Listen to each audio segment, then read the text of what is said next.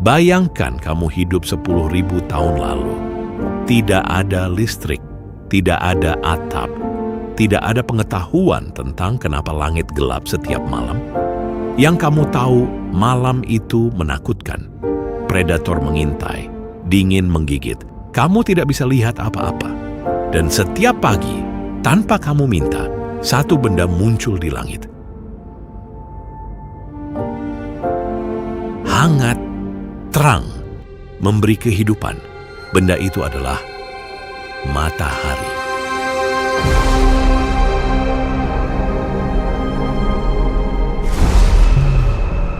Kalau kamu hidup di zaman itu, kamu juga akan menyembahnya. Dan ternyata, nenek moyang kita memang menyembahnya. Di setiap benua, di setiap peradaban, selama ribuan tahun. Ini adalah Dharma Friday, dan hari ini kita ngomongin agama yang lebih tua dari semua agama, penyembahan matahari. Dan kenapa seorang guru dari India 2.500 tahun lalu mengubah segalanya dengan bilang, cahaya yang kamu cari bukan di langit, tapi di dalam.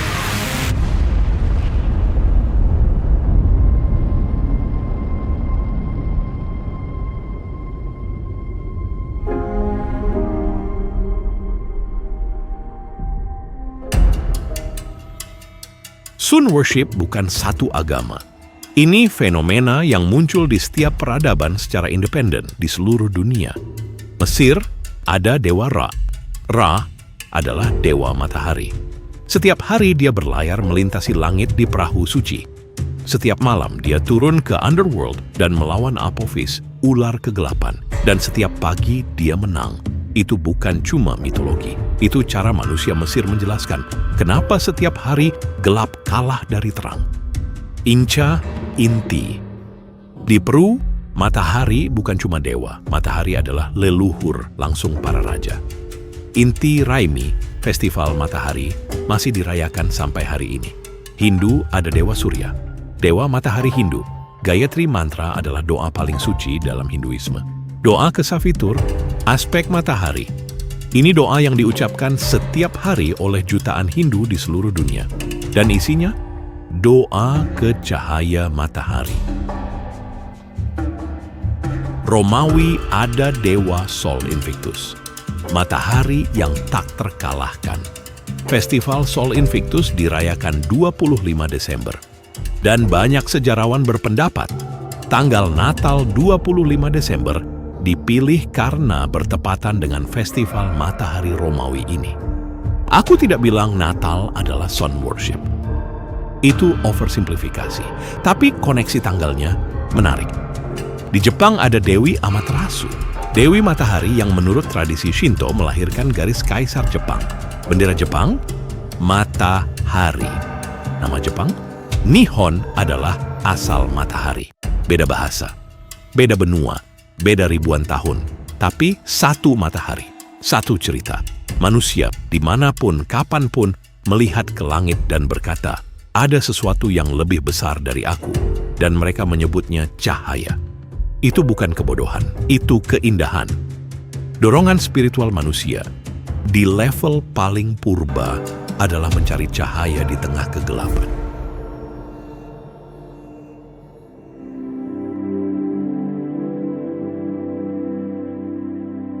Sekarang, di tengah dunia yang penuh sun worship ini, di India, tanah surya sendiri, ada seorang manusia yang melakukan sesuatu yang radikal. Siddhartha Gautama tidak menyembah matahari. Dia menghargai matahari. Tentu, dia hidup di budaya yang menghormati surya. Tapi dia melakukan sesuatu yang berbeda. Dia menutup matanya dan menemukan cahaya yang lebih terang dari matahari manapun. Di Bodh Gaya, di bawah pohon Bodhi, saat fajar menyingsing. Mata muncul, pengetahuan muncul, kebijaksanaan muncul, pengetahuan sejati muncul, cahaya muncul. Aloko Udapadi, cahaya muncul. Tapi cahaya apa? Bukan matahari, bukan lampu, bukan api. Cahaya itu adalah cahaya pemahaman. Cahaya yang muncul saat kamu akhirnya melihat bagaimana dunia bekerja. Duha, Samudaya, Niroda, dan Magga. 4 kebenaran mulia. Dan ini yang radikal.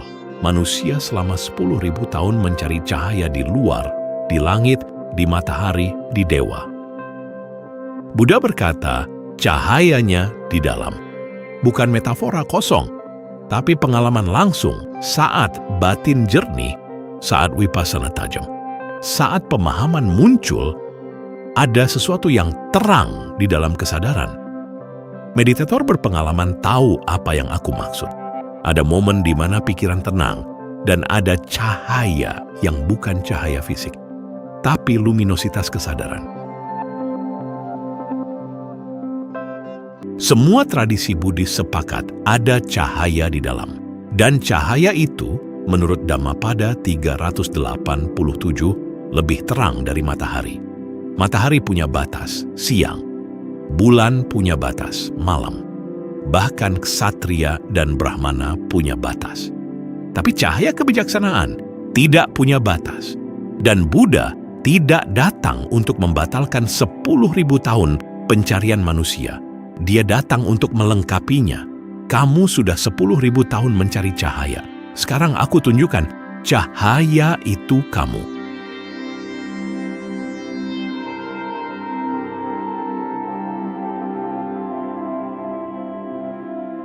Sekarang yang menarik, setelah Buddha, bahkan di dalam Buddhisme sendiri, metafora matahari kembali, Mahavairochana.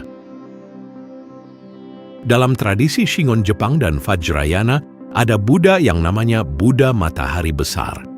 Maha adalah besar, sedang Vairochana adalah yang menyinari. Dia bukan matahari di langit. Dia adalah metafora kosmis. Cahaya Dharma yang menyinari seluruh alam semesta tanpa pengecualian. Jadi bahkan Buddhisme yang bilang cahaya di dalam, pada akhirnya menggunakan metafora matahari juga. Karena metafora itu kuat. Manusia butuh gambar. Dan gambar yang paling universal adalah cahaya. Semua tradisi spiritual besar memakai metafora yang sama. Dalam tradisi Islam, Allahu nurus samawati wal ard. Allah adalah cahaya langit dan bumi. Dalam tradisi Kristen, Yesus bilang di Yohanes 8 ayat 12, Aku adalah terang dunia. Dalam tradisi Hindu, Jyoti, cahaya Brahman yang ada di dalam setiap makhluk.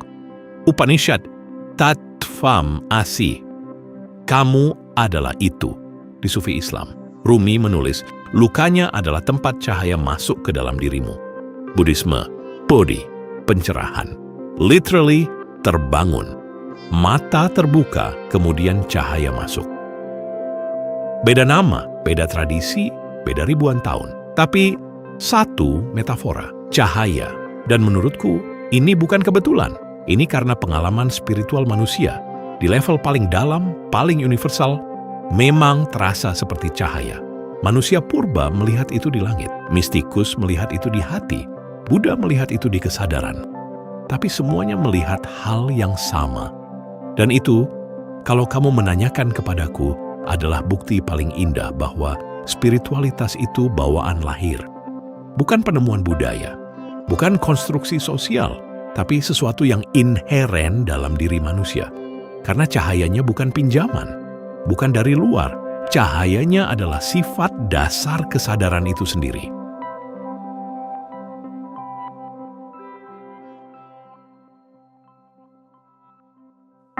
Oke, jadi apa artinya buat kamu di 2026? Kamu hidup di era yang penuh cahaya. Literally, layar ponselmu terang 24 jam, lampu tidak pernah mati, informasi mengalir tanpa henti. Tapi pernah tidak kamu merasa di tengah semua cahaya itu gelap? Punya segalanya tapi kosong, scroll tanpa tujuan, capek tapi tidak bisa tidur, serta dikelilingi orang tapi merasa kesepian. Itu karena cahaya yang kamu terima setiap hari dari layar, dari kota, dari dunia, itu cahaya luar. Dan cahaya luar, seperti matahari, selalu terbenam. Achievement terbenam saat kamu tidak perform. Validasi terbenam saat orang berhenti peduli. Uang terbenam saat kamu sakit. Followers terbenam saat algoritma berubah. Semua cahaya luar punya sunset. Buddha menawarkan sesuatu yang berbeda. Cahaya yang tidak punya sunset. Satu perjalanan panjang, satu pencarian yang sama. Cahaya. Nenek moyang kita mendongak ke langit dan bilang, "Itu Tuhan." Buddha menutup mata dan bilang, "Tuhanmu ada di sini." Dan kamu malam ini di kamar yang gelap dengan ponsel yang akhirnya kamu matiin, punya kesempatan yang sama dengan manusia pertama yang melihat matahari terbit. Kagum, takjub, dan sadar ada cahaya. Dan cahaya itu nyata. Dan cahaya itu adalah kamu.